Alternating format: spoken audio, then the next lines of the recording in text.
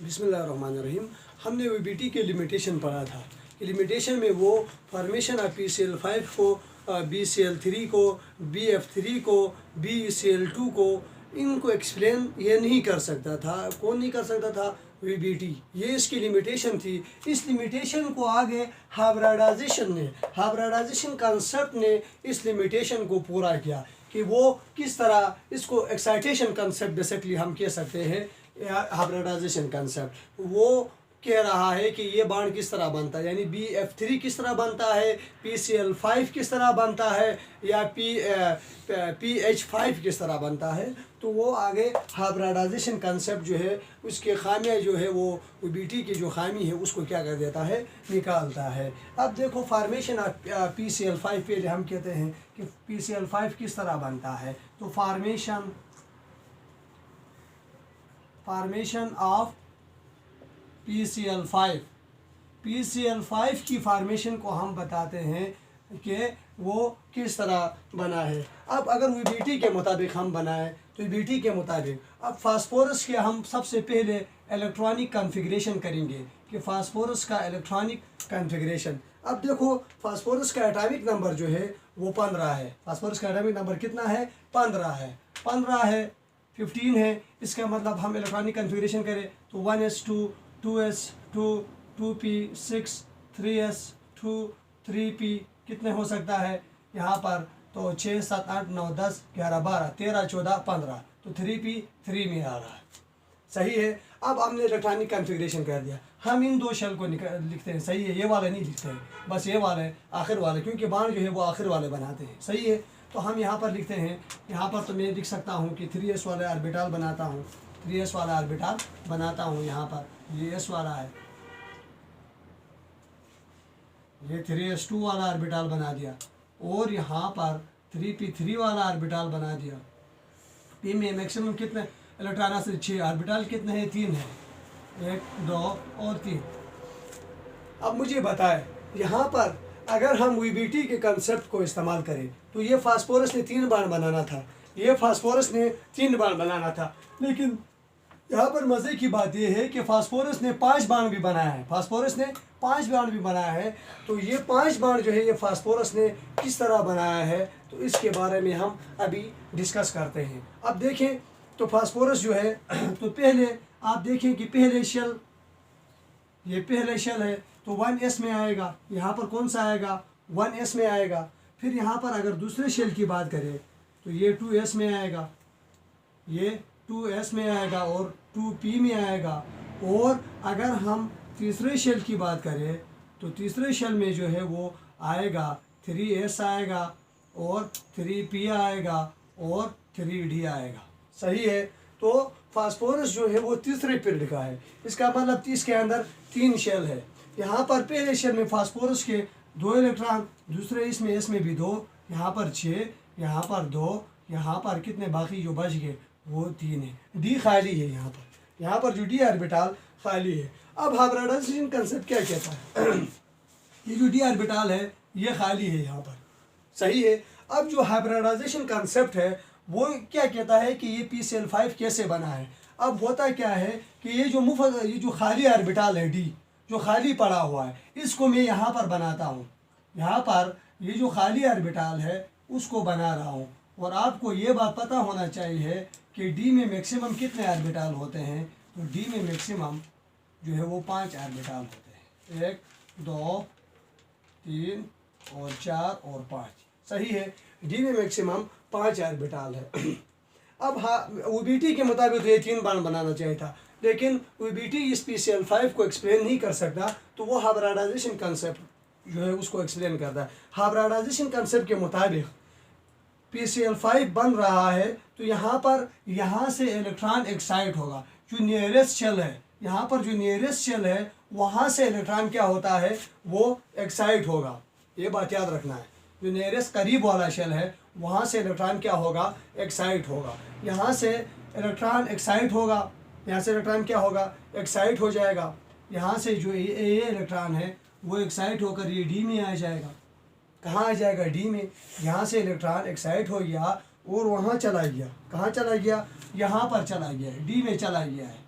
ये है 3s है, ये 3p है और ये 3d है। पहले तो d खाली था, लेकिन 3s से इलेक्ट्रॉन एक्साइट होकर यहाँ चला गया, सही है। तो जब ये यहाँ से यहाँ एक्साइट होकर चला गया है, तो अब मुझे ये बताए कि यहाँ पर कितने हाफ फिल्ड ऑर्बिटल है। 1 2 3 4 5। इसका मतलब यहाँ पर अब फास्फोरस जो है वो 5 बार बना सकता है। अब फास्फोरस 5 बार बना सकता है। अब मुझे ये बताए यहाँ पर इसकी जो PCl5 बना है, यहाँ पर जो है वो ये PCl5 बन गया, क्योंकि ये जो क्लोरीन है उसका एक इलेक्ट्रॉन यहाँ फील्ड, दूसरा इलेक्ट्रॉन यहाँ फील्ड, तीसरा ये और यहाँ पर फील्ड होगा, सही है। हर एक क्लोरीन का एक इलेक्ट्रॉन, टोटल 5 है, तो एक क्लोरीन का एक यहाँ पर, दूसरे क्लोरीन का यहाँ से बाण, तीसरे क्लोरीन का यहाँ, चौथे क्लोरीन का यहाँ, पांचवें क्लोरीन का यहाँ, तो PCl5 बन गया। अब इसकी अगर हाइब्रिडाइजेशन अगर मालूम करना चाहते हो तो S में भी है तो S हो गया, P में 3 है तो P हो गया, SP कितने हैं 3 है, SP3 हो गया, और D में 1 है तो मैं D में SP3D जो है वो इसकी जो है वो क्या होगी, हाइब्रिडाइजेशन होगी, सही है। तो फॉर्मेशन ऑफ PCl5 को ये आगे आकर एक्साइटेशन कॉन्सेप्ट या हाइब्रिडाइजेशन कॉन्सेप्ट जो है एक्सप्लेन करता है। पहले हाइब्रिडाइजेशन हमने पढ़ा हुआ है कि हाइब्रिडाइजेशन क्या होता है, सही है। उसके बाद हमने कहा कि PCl5 को की फॉर्मेशन को एक्सप्लेन नहीं कर सकता।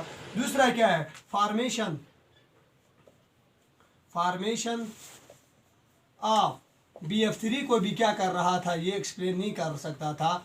अब ये इसको एक्सप्लेन करेगा हाइब्रिडाइजेशन कंसेप्ट। वही ट्रिक है जो मैंने यहाँ पर जो आपको बताया हुआ है, इसी तरह है, सही है। इसको मैं मिटाता हूँ और BF3 के जो है वो फॉर्मेशन को भी हाइब्रिडाइजेशन कंसेप्ट एक्सप्लेन कर सकता है, कोई BT एक्सप्लेन नहीं कर सकता। अब देखो ये BF3 है, सेंट्रल एटम की इलेक्ट्रॉनिक कॉन्फ़िगरेशन निकालो। ये बोरान है, बोरान के जो है वो एटॉमिक नंबर 5 है। तो आपने इलेक्ट्रॉनिक कॉन्फ़िगरेशन करो बोरान का, तो 1s2 2s2 और 2p1, p में 1 आ गया। अब मुझे बताओ यहाँ पर जो ऑर्बिटल है, यहाँ पर s वाला है, तो मैं यहाँ पर 1s है तो यहाँ पर s1s लिख लिया। दूसरे शेल में जो है वो क्या है, दूसरे शेल में 2s है और 2p है, सही है। यहाँ पर ये दूसरे पीरियड का है, सही है। अब मुझे बताए यहाँ पर देखे तो एस में 1 आ गया, ये एस में भी सॉरी यहाँ पर एस में 2 आ गए, यहाँ पर भी 2 आ गए, पी में 1 आ गया, पी में कितने आ गए, 1 आ गए। इसका मतलब ये है कि टोटल कितने इलेक्ट्रॉन थे, 5 थे। तो पहले एस में 2 आ गए, दूसरे एस में भी 2 आ गए, पी में जो है वो 1 आ गया, सही है। अब मुझे बताए यहाँ पर मैं ऑर्बिटल को इसके ऑर्बिटल को क्या करता हूँ, बनाता हूँ। ऑर्बिटल को कैसे बनाऊँगा, देखिए। अब जो नियरेस्ट ऑर्बिटल है इनको बनाऊँगा, इनको क्या करूँगा, बनाऊँगा। अब देखो यहाँ पर एस है तो 2s2 है, मैंने 2 यहाँ पर फिल कर दिया, एस में जो 2 आ रहे थे। और जो पी है तो पी में कितने हैं, पी में टोटल ऑर्बिटल 3 होते हैं और उसके अंदर 1 इलेक्ट्रॉन है। मुझे ये बताए कि VBT के मुताबिक ये BF3 ने कितने बार बनाना चाहिए था। VBT के मुताबिक BF3 ने 1 बार बनाना चाहिए था, लेकिन यहाँ पर BF3 ने 3 बार बनाया है। तो इसको एक्सप्लेन जो है वो हाइब्रिडाइजेशन कंसेप्ट करेगा। हाइब्रिड वही है जो पहले मैंने बताया है, उसी तरह है। यहाँ पर एक्साइटेड स्टेट में जाएगा, ये जो है एक्साइट होगा, ये इलेक्ट्रॉन यहाँ से उधर जाएगा, सही है। यहाँ से इलेक्ट्रॉन एक्साइट होकर यहाँ जाएगा, सही है। ये ग्राउंड स्टेट है, ये ग्राउंड स्टेट है। कौन सा स्टेट है, ग्राउंड स्टेट है।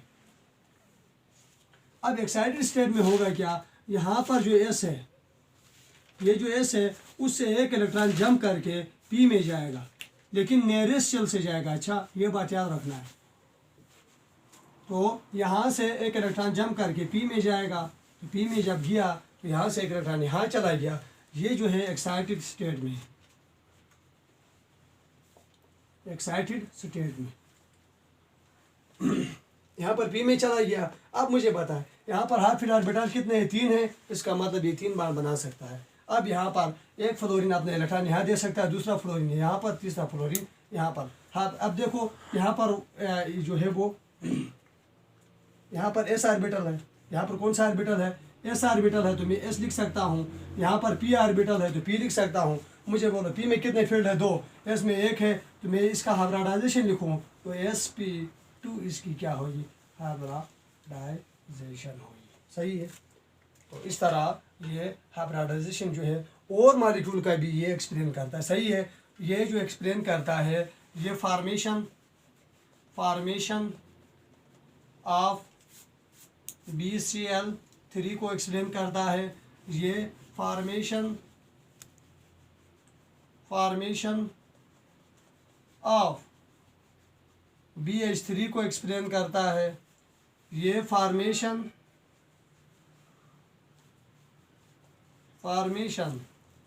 ऑफ PH3 को एक्सप्लेन करता है। ये सारा हाइब्रिडाइजेशन कंसेप्ट करता है और ये कोई BT इसको एक्सप्लेन नहीं कर सकती है। यहाँ तक। शुक्रिया। और अगर आपको इसका फ़ायदा हुआ है तो आपने सब्सक्राइब ज़रूर करना है।